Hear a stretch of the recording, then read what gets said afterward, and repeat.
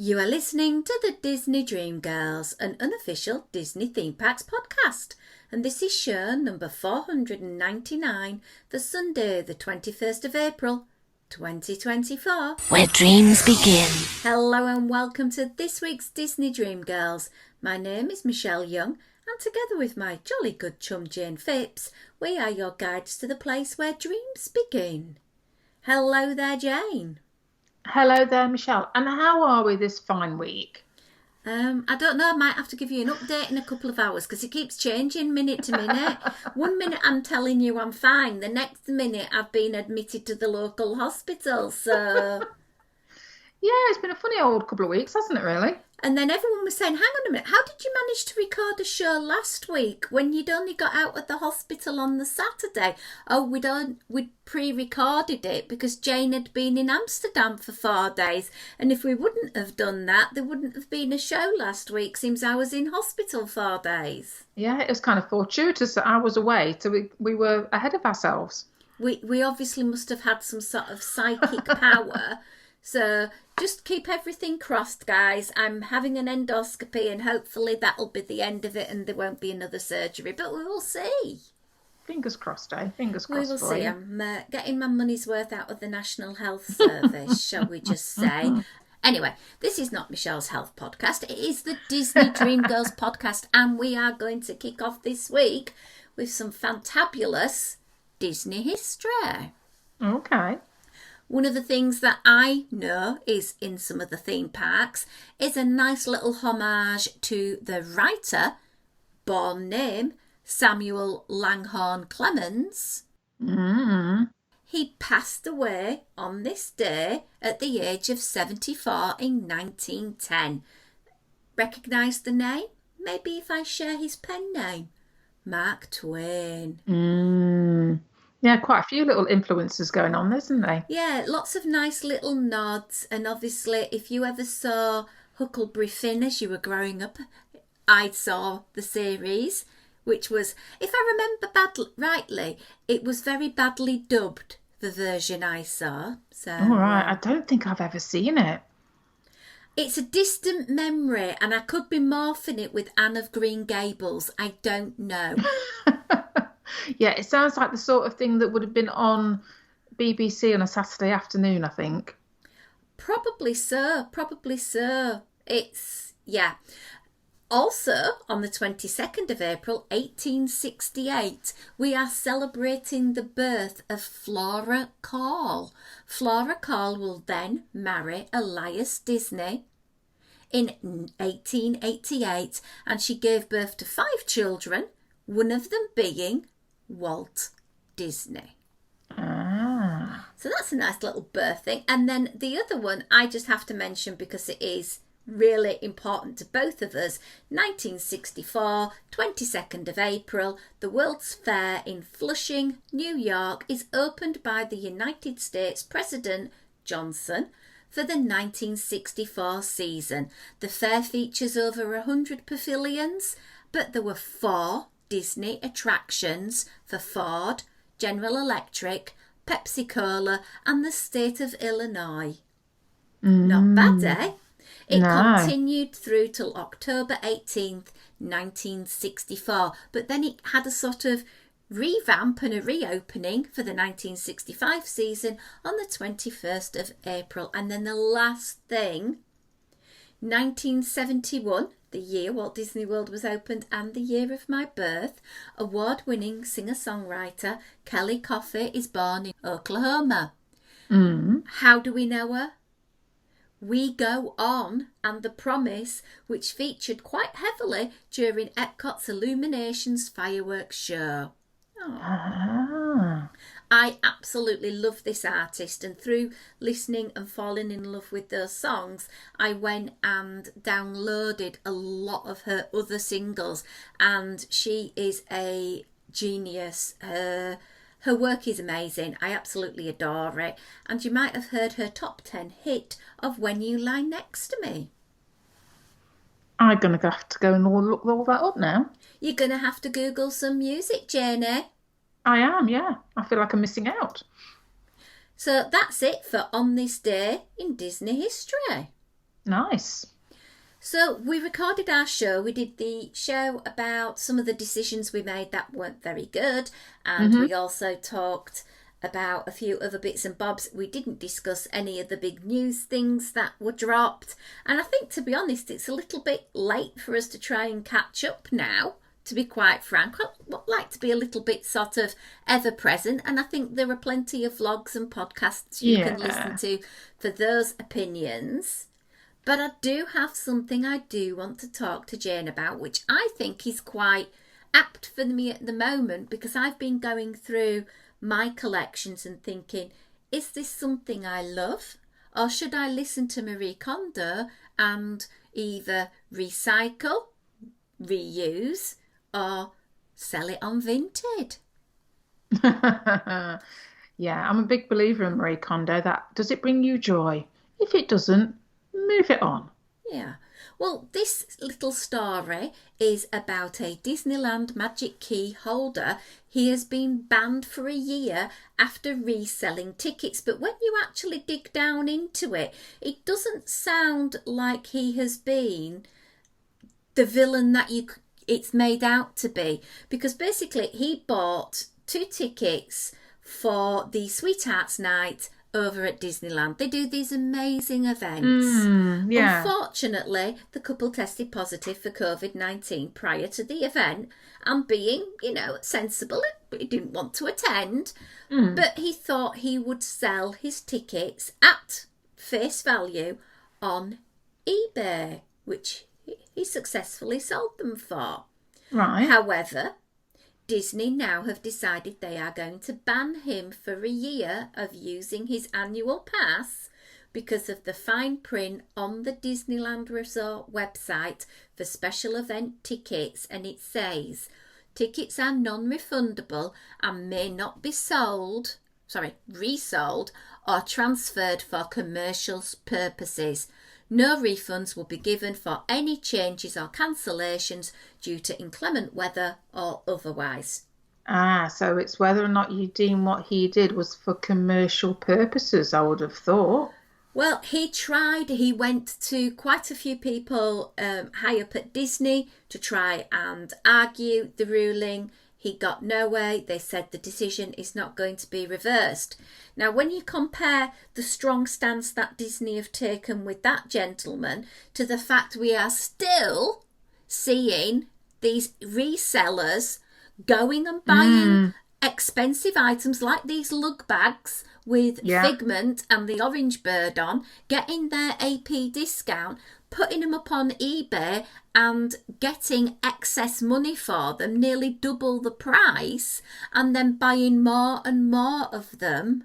I must admit, it's like, that's why I said that commercial reason, because for me, commercial reason means you're selling it on at a profit. Yeah, If all he's done is gone, well, look, I've got 2 tickets, I can no longer use them, and I'm being responsible because of the diagnoses and doesn't want to, spread it, fair enough. Now, I know Disney would argue, well, that's just unfortunate and tough. You just got to live with it. But providing he's not made money off them, he's just sold them on for what their face value is. It's not commercial to me. And like you say, in the grand scheme of things, Shell, when you see the ridiculous, and we mean ridiculous prices that people are flogging stuff on eBay, and I'm going to use the word flogging because it's just disgusting in my book. By all means, buy one for you and buy one for a friend. But why on earth? This is not Disney. This is not having a love of Disney. This is how can I make money out of Disney? And I know you can argue that Disney are making money out of us, blah, blah, blah. But that's not the ethos of why we are Disney fans. That's not why you have an annual pass to go in and profit off it in that extreme manner. It's because you're taking things away from people that genuinely want that lug bag or the dooney or whatever it may happen to be, popcorn bucket or whatever. I think genuine fans go, they can't get it, and then they see it online, and it's just not nice. absolutely. So I just thought it was quite interesting because he couldn't even, well, he could give them to somebody else because he's transferring them for a non-commercial purpose, but he couldn't get financial recompense for them in any shape or form. But listeners, let us know what you think about this. What's your viewpoint? It'd be really interesting. Next thing I'm going to discuss, Jane. Merch. Merch. We like a bit of merch, We yeah. love a bit of merch. Now, Hong Kong Disneyland had the most cutest idea, and this is linking to an idea that was fairly popular in Disneyland Paris a fair few years ago, where you got a basic ear headband with the two black ears, and then you had a little slot at the top that you affixed a bow, and they sold the bows so that you could put different bows on to the pair of ears, and the bows were selling between about 10 and 25 euros for them. Caroline has got quite a collection of them, and she loves going to the park. Oh, I'm going on Haunted Mansion. Right, I'm going to change my bow, put the Haunted Mansion bow on. Yep, fine. Oh, I'm going on another attraction. I'm going to change them again. And for her, it's a really good way of having multiple pairs of ears, but only having to change the bow. Well, at Hong Kong Disneyland, similar idea, but it's a plain black headband, and instead of having any ears at all, you slide or Velcro on a Disney face character. So there's Mickey, there's Minnie, there's Tigger, there's Stitch, there's Lotso, there's Chip and Dale. Absolutely oodles maloodles of these uber cute characters that you can change your headband according to the attraction you wish to ride on. And I just thought that's really nice. However, I do think it misses the ears. It just for me, but I think it's a cute idea. Yeah, kind of interchangeable and go with your outfit or go with the attraction. Yeah, kind of, yeah. Cute. We should be getting some more dates about the availability of them over in Disneyland. It's going to coincide with Pixar Fest, and we all know that is starting this coming week on April the 26th through to August the 4th. So they're going to be in the Mad Hatter on Main Street. No details have been released with regards to the price, but I think they are quite cute ideas, and I think a lot of people will really go for these. You could maybe also display them elsewhere on like a bag strap as well if you didn't want to wear the ears. Very true. Yeah, it could, if they do it right, it could have the effect of like being a very collectible thing, you know, along the lines of the Vinylmations in the past or whatever it may well be. We know people love their ears at the best of times, so yeah, it could be another little interesting avenue to explore. Yeah, absolutely agree with that, 100%, and we will see what happens with that. Right, I don't really have anything else I was going to bring up in this week's show. Do you, Jane? Can we talk movies? That was the main topic, yeah. We were going to have some movie chat, which isn't really like us.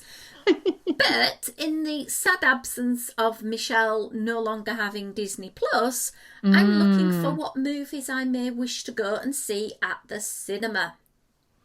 And can I just say, obviously, I still have Disney Plus at the moment, and we've gone for the ad tier.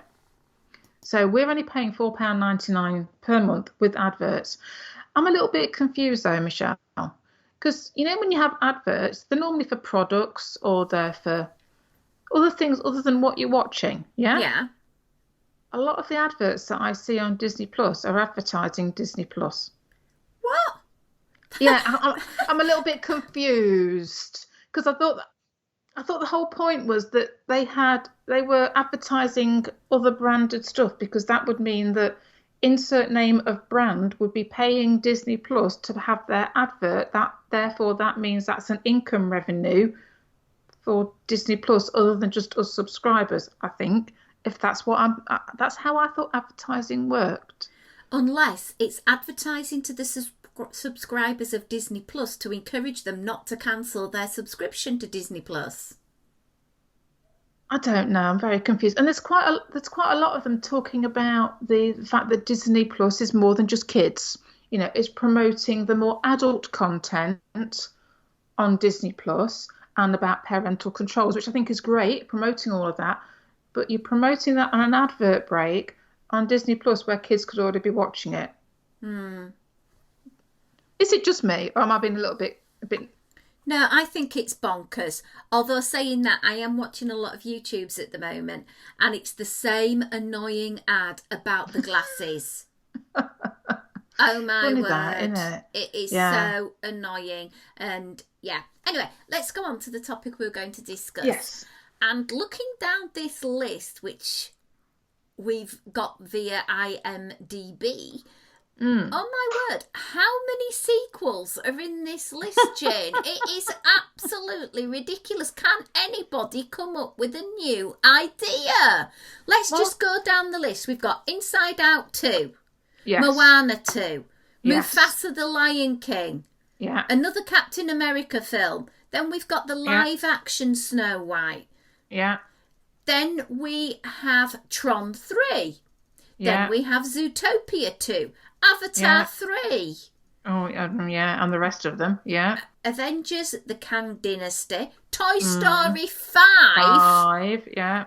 Oh my word. Then we've got a live action Moana. Then we've got Frozen 3. And it goes on and on. Yeah. Then we've got an Avatar 4, an Avatar 5, and then lots of unnamed Star Wars Dave Filoni projects. There's nothing in this list that's a... One thing that is making me quite curious, they do have a list for Sister Act 3, which was going to go straight to Disney Plus, released last year. I've no idea if it actually was released or not, but oh my word, Whoopi Goldberg, she must be the oldest nun in the world. Well, I must admit, like you say, Michelle, there's quite a lot of films on there. I would say the majority, they're either, if they're not sequels, if they're not live action remakes, reimaginings, whatever we're calling them nowadays, they're part of an existing universe. They're either part of the Marvel cinematic universe or the part of the Star Wars cinematic universe. And with the odd exception, I mean, you got, is it Elio? I don't know. Yeah, a Pixar one coming out next year. But where's the original content? You know, where's all the new stories? Why are we having to rely so heavily on things that have been good in the past? Because I seem to remember, cast your mind back, and I mean going back to the 90s, the Renaissance period, where we had the likes of Aladdin and we had the likes of The Lion King and The Hunchback of Notre Dame and things like this. And do you remember they would then do a sequel that was never, ever as good as the first, and it would go straight to VHS. It would go straight to video, wouldn't it? You'd never see it at the cinema. And that's how sequels seem to be done. Whereas nowadays, it seems to be just another excuse to get something on at the cinema without having to think too hard. Am I being ingenuous? I don't know. I just think, where's the creativity? If you're going to be doing Moana 2 and a live action Moana in the same time period, it's like overkill. Give us something that is different. One of the things we didn't mention is Deadpool. Okay, we know there's been a couple of films about him. And Wolverine. And then they're putting them together to team up to defeat a common enemy. Now, that seems to have some originality about it by mashing two characters together. But then you go and look at Inside Out 2. All that's happened is Riley is now a teenager. Well, yeah, and in some respects, I can understand with Inside Out. You know, you could start that series of films a bit like Toy Story did, where you're following a character as they evolve through life. So I can appreciate that. You know, you had Riley when she was 8 or 10 or however old she was. Now she's going into her teenagers, and then you could see them extrapolating it further. Or she's, you know, at college, university, or whatever, or she's getting married and having her own kids. You could see that kind of panning out. And I have heard, in its defence, there was a CinemaCon, I think last weekend, and apparently they showed 35 minutes of Inside Out 2, and some of the critics that I saw were like, actually, it's looking pretty good, and we're giving it a thumbs up. So that's a positive to take out of it. But again, Shell, it does come back to that idea of originality. Where are we going to get that originality from? Because at the moment, with them just doing live action or with them just doing sequels, it's like you're going to run out of steam at some point, guys. You know, the nice thing with Deadpool and Wolverine is that whilst it is part of the Marvel Cinematic Universe, because Ryan Reynolds, it's been his little pet project from the original Deadpool, and it's got that R rating. It's of its own genre, and like you say, pulling in a new character and one thing or another. I am looking forward to that one, and I'm hoping that because Ryan Reynolds, it's been such a passion project for him, that he's going to do what he wants to do and isn't going to get overly influenced by anybody wanting to stick messages or goodness politics or goodness knows what else into it. So I am kind of looking forward to that. I am very concerned about Moana 2 though, because Moana 2 was well, as I understand it, and please if anybody out there knows different, that what I've heard is that this was being developed as a TV series by an animation studio in Canada, and it's now going to be a film that only got announced as being a film in February, that's supposed to be out for November, when these films can normally take upwards of 3, 4, 5 years to do. They've only just signed on The Rock, and I won't even try to say the lovely lady's name who plays Moana because I will butcher the pronunciation of her name. They've only just taken those two actors on, and this animation studio have never done a full-length animated feature, and the guy directing has never directed a full-length animated feature. So I'm a tad concerned for that, which I don't want to be, because Moana is such a beloved, isn't it? Something like the most watched Disney princess. It's surpassed other princesses. So. Oh, absolutely. Everything about it is fantastic. The story, the animation, the music, the voices, 100%. Yeah, please don't mess it up. I'm curious about Toy Story 5. Yeah, because I think we all agree. I think the consensus was Toy Story 1, 2, and 3 worked. I think everybody was a little bit wary about Toy Story 4, and it kind of worked, but it didn't get me quite as much as 1, 2, and 3 did. I don't know about you, Shell. I don't know how you feel about the predecessors. Snooze fest on 4.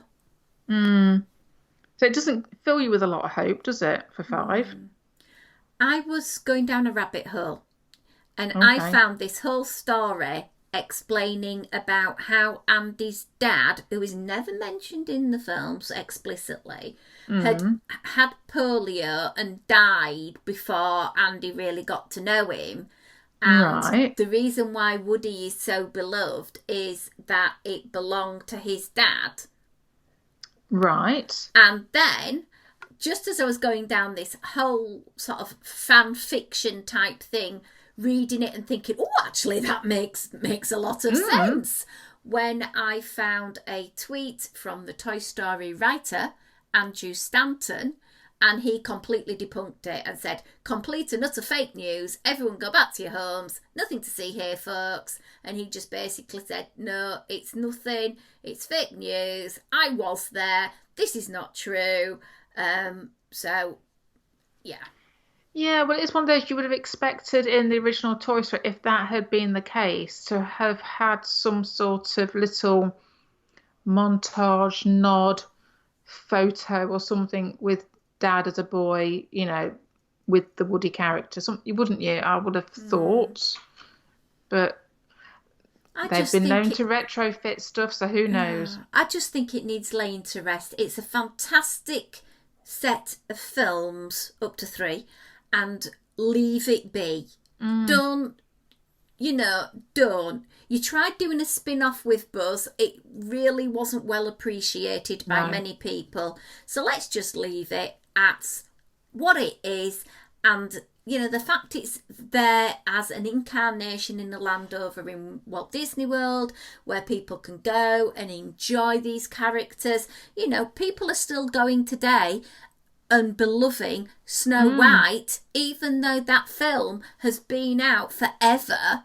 You know, nobody's going to forget Toy Story if you don't put a film out every 4 years. Let's just leave it, put it away, find new creativity, come up with that next big thing that perhaps is based on storytelling rather than trying to fit in a type of characteristics. Well, I think this is it. And, I think the fact that, we go back to that Renaissance period where they were taking existing fairy tales and breathing life into them and animating them. We know that across the world, there is plenty of folklore and fairy tales from all different types of backgrounds, from all different continents across the world. There must be a plethora of stories that they could tap into and represent different countries around the world, different races and religions around the world, and honour those stories that we've never experienced because they're not in our in the British fairy telling. It could be from, I don't know, we know that the Scandinavian German is they're the ones that we tap into. But there must be stories from the Far East, there must be stories from Africa that we're not aware of, South America, that they could be tapping into and exploring on the screen, whether it be live action or whether it be animation. 100%. Would be my suggestion. Yeah. So, anyway, that is a little bit of film chat. I think next week we're going to have a little bit of holiday pricing shenanigans because Disney has been releasing all sorts of news on different packages. One of the ones I saw, Jane, was offering a 14-night stay at the Animal Kingdom Lodge at a vastly reduced price to try and entice people to stay there. There's also next year's dining plan packages available, and people were waiting for ages to even get onto the website to price them up. So maybe we could have a little chat about that next week, thinking about some top tips for when you are booking your holiday, whether it be to Walt Disney World or Disneyland, and think about sharing some ideas to help people save some moolah.